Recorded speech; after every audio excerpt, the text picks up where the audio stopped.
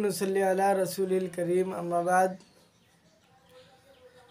आज हमारा उन्वान जो है मुआज़ और मुअव्वज़ की शौक़ शहादत। जंगे बदर की जब सफ़े लगाई जा रही थी, लाइन लगाई जा रही थी और जो है आदमी को चुना जा रहा था कि कौन जंग में जाए, तो इसमें ये दो लड़के जिनके बाप भी दुनिया में नहीं थे और ये दोनों बहुत ज़्यादा शौक़ में थे कि हम दोनों को भी अल्लाह के नबी जंग में कबूल कर ले। बहरहाल जब ख़बर पहुंची तो उनकी माँ भी अफसोस करने लगी कि हमारे दो छोटे बच्चे हैं, क्या ये तैयार होंगे या नहीं। माँ को भी शौक़ थी कि हमारे बच्चे तैयार हो जाए अल्लाह के रास्ते के लिए, और जो है इन बच्चों को भी शौक़ था कि किसी तरह अल्लाह के रास्ते में हमें अल्लाह के नबी कबूल कर ले। बहरहाल ये दोनों जो है सफ़ में खड़े हुए, हुज़ूर सल्लल्लाहु अलैहि वसल्लम ने उनको लाइन से निकाल दिया कि अभी तुम छोटे हो। एक की उम्र 10 साल थी, एक की उम्र 12 साल थी। अब 10 साल और 12 साल के लड़के जंग के लिए हुज़ूर ने कहा कि अभी तुम छोटे हो, अभी तुम बड़े होने के बाद तुम्हें कबूल कर लिया जाएगा। तो बहरहाल दोनों ज़िद खा कर पड़ गए कि नहीं, हमें जो है जंग में शरीक होना है और जंग में जाना है। तो हुज़ूर सल्लल्लाहु अलैहि वसल्लम ने बड़े भाई को कबूल कर लिया कि थोड़ा लंबा था, और छोटे भाई को कबूल नहीं किया।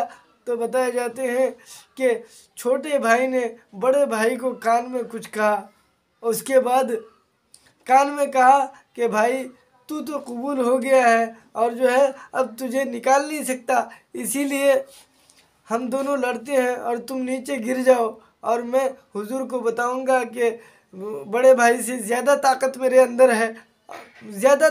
अंदर है, इसीलिए मुझे भी कबूल कर लिया जाए। भाई की भी समझ में आ गई और हुजूर से एक दरख्वास्त रखा कि या रसूलल्लाह, हम दोनों भाई लड़ते हैं, अगर मैं जीत गया, बड़ा भाई अगर हार गया तो कहता हमें कबूल कर लीजिए, अगर मैं हार गया, बड़ा भाई जीत गया तो हमें छोड़ दीजिए। हुजूर ने उनकी शौक़ में दोनों को कहा कि ठीक है तुम लड़ो। जब लड़ते लड़ते दोनों भाई, बड़ा भाई गिर जाता है और छोटा भाई सीने पर चढ़कर ऐलान करता है कि या रसूलल्लाह मैं जीत गया, छोटा भाई से ज़्यादा ताकत है। तो हुज़ूर सल्लल्लाहु अलैहि वसल्लम ने उनकी शौक़ को देखकर उनको जंग में रख लेता है और उन्हें जंग में जाने की इजाज़त दे देता है। बहरहाल बताया जाता है कि तलवार इतनी लंबी थी कि नीचे घसीटते हुए जा रहे थे, गर्दन में लटकाया तो नीचे घसीटते हुए जाता, और मैदान जंग शुरू हुई और लड़ाई शुरू हुई तो वह हज़रत अब्दुल्ला इब्न मसूद रज़ी अल्लाह ताला अन्हु से पूछने लगे कि अरे चचा, ये अबू जहल कौन है जो हमारे नबी को सताता था, हमारे नबी को परेशान करता था। तो अब्दुल्ला इब्न मसूद ने कहा क्यों बेटा? कहा क्या हम उसी को मारने के लिए आए हैं, घर से इसी इरादे से आए हैं कि चाहे तो अबू जहल को मारेंगे या खुद मर कर आएंगे, वापस नहीं आएंगे। तो हज़रत अब्दुल्ला इब्न मसूद कहा कि ठहरो, जब वो कहीं से गुजरेगा तो हम बताएंगे। उसके बाद थोड़ी देर बाद ही अबू जहल अपने घोड़े पर दंदनाता हुआ कहीं से कहीं जा रहा था। तो हज़रत अब्दुल्ला इब्न मसूद ने इन दोनों बच्चों को बताया कि ये देखो सामने जा रहा तुम्हारा मतलब, ये जो घोड़े पर फला घोड़े पर है ये अबू जहल है। तो ये दोनों भाई दौड़े और दौड़कर एक ने तलवार को ज़ोर से फेंका और जो अबू जहल के घोड़े के टांग पर लगा और घोड़े टांग पर तलवार लगने की वजह से गिर पड़ा।